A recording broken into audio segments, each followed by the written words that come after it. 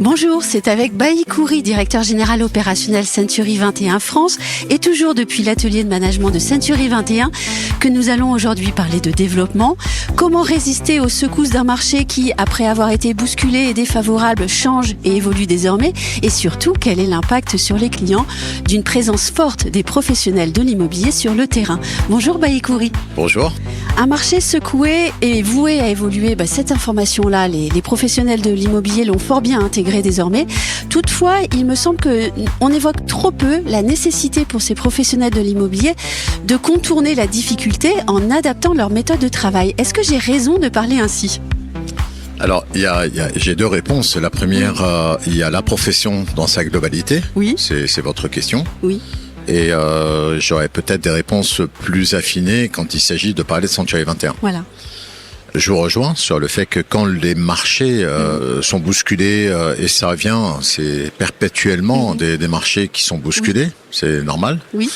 À chaque fois, il y a trois phénomènes. Il y a des agents immobiliers qui n'ont pas pris la précaution pendant les années fastes de thésauriser, de recruter, de former, d'avoir une équipe suffisante en termes d'effectifs, mais suffisante aussi en termes de compétences, qui fait que quand les secousses arrivent, bien évidemment, on est plus fragile. C'est une espèce qui est vite fragilisée et on a environ 1000 agences immobilières qui ferment en moyenne par an dans ces moments-là. Pour continuer à parler de la profession en général, il y a bien évidemment une deuxième catégorie, ce sont des agents immobiliers qui sont en même temps administrateurs de biens, qui ont une activité récurrente et qui leur permet de passer plus facilement les difficultés. Oui. Et puis vous avez une troisième famille d'agents immobiliers qui peuvent se suffire de peu, donc n'ont pas besoin de revenus importants, n'ont pas des ambitions. C'est un choix qui est fait et il n'y a pas de jugement dans mon propos.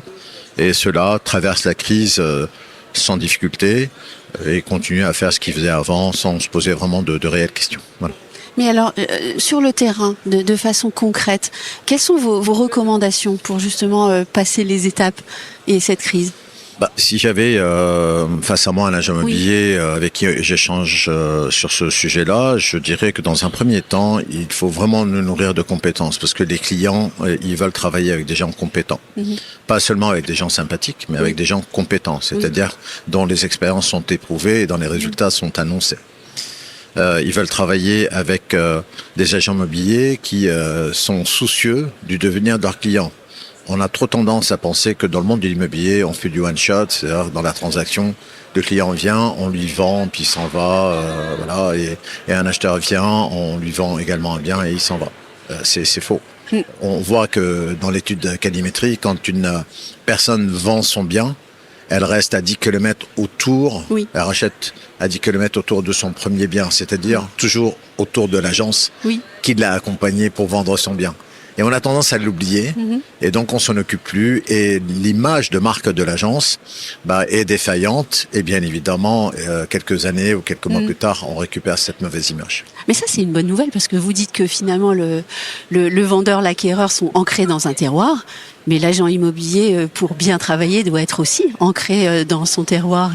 Alors, je peux me permettre, du coup, je connais mieux, bien évidemment, le réseau Century 21, et nous, notre accompagnement, en tout cas dans nos traditions, dans notre ADN, le fait que l'agent immobilier soit sur le terrain, accompagne ses clients, il doit devancer leurs attentes. Et pour devancer leurs attentes, il faut aller au-devant du client, de ce qu'il peut espérer faire dans 6 mois, 1 an, 2 ans, et garder cette relation avec lui. Faut pas être terré dans son bureau. Non. On est vraiment, moi je dis, on est des bâtisseurs de relations humaines. Oui. Et pour être un acteur local dans la vie de la cité, autour de mon quartier, dans ma ville, bien faut être dehors, faut discuter avec les gens. On fait des relations publiques et on est un acteur économique, on est un acteur social souvent dans la ville. Nous recrutons. Nous participons à la vie économique de la ville. Donc, il y a vraiment, au-delà d'un terme acteur engagé, c'est vraiment ancré dans notre façon d'être. Voilà. Et c'est ancré dans la culture Century 21. C'est ancré dans la culture, je disais l'ADN. On l'a toujours fait, même dans les moments difficiles où nos propres partenaires, des fois, n'avaient pas envie d'entendre ça. On comprenait. On comprenait que sur le moment, ils avaient envie de faire autre chose, qu'ils avaient d'autres difficultés à passer.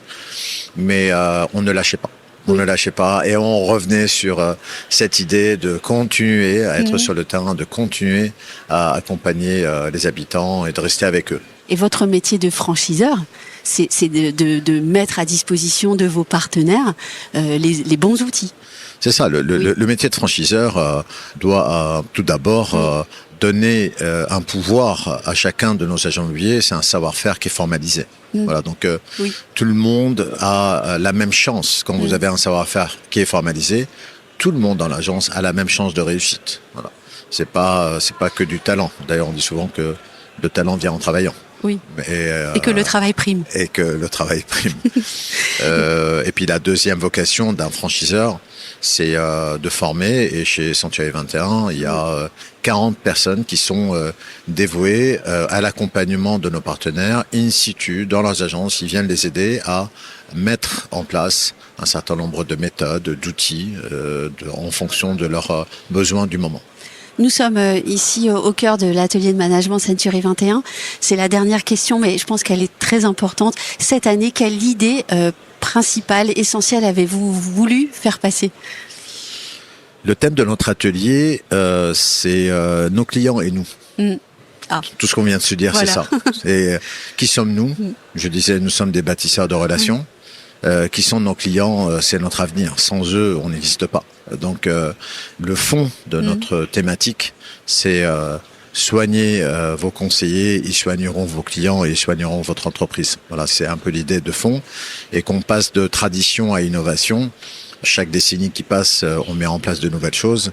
Elles s'effacent avec le temps, sauf qu'elles viennent dans nos traditions, c'est-à-dire dans nos rituels, dans notre cérémonisation, la façon de faire. Et puis tout ce qui est innovation, eh bien c'est génial, c'est nouveau, c'est moderne.